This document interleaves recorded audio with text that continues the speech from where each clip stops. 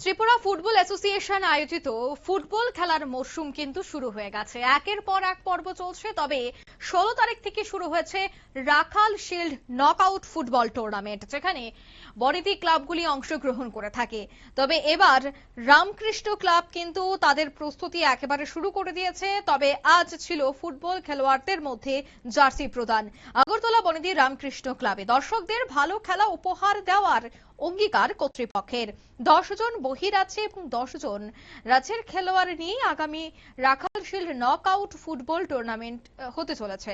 Ramnagar 3-এর Ramakrishna club আজ তারা সাংবাদিক সম্মেলন করেন, যেখানে জার্সি উন্মোচন করে কি জানাচ্ছেন কোচ শোনাবো।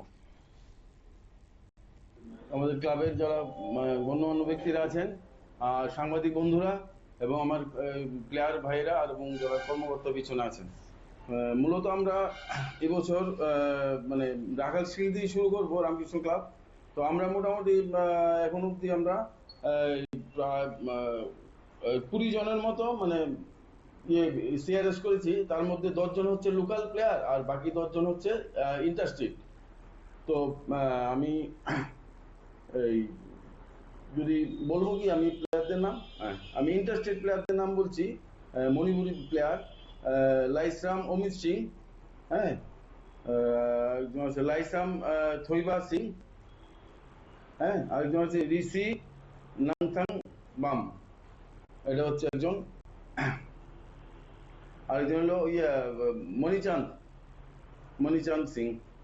আর একজন আছে ইস্তামুল আনসারি, কবির লামা, চিতেন ভুটিয়া, বিজয় লামা, সুমিত দুর্লভ এবং বাপিরা। এটা হচ্ছে আমাদের ইন্টারস্টেট প্লেয়ার। আর স্থানীয়দের মধ্যে আমরা নিয়েছি জিওন হালাম, ও গোলকিপার করবে। কেলভিন ডার্লং, লাল ভেঙ্গা ডার্লং, রঞ্জিত ত্রিপুরা, রিচার্ড ত্রিপুরা, রজনীকান্ত। আপনারা শুনলেন, অর্থাৎ যে খেলোয়াড়রা অংশগ্রহণ করবেন তাদের নাম তিনি ঘোষণা করেছেন। তবে এবছর 15 থেকে 20 লক্ষ টাকার বাজেট নিয়েই তারা ময়দানে ঝাঁপাচ্ছে। 10 জন বহিরাজ্যের থাকছে এবং 10 জন রাজ্যের থাকছে। আগামীকাল রাখাল শিল্ড মেমোরিয়াল নকআউট ফুটবল টুর্নামেন্টে কিন্তু এবার রামকৃষ্ণ ক্লাব তারা খেলতে নামছে এবং তারা ভালো খেলা উপহার দেবেন বলেই জানালেন।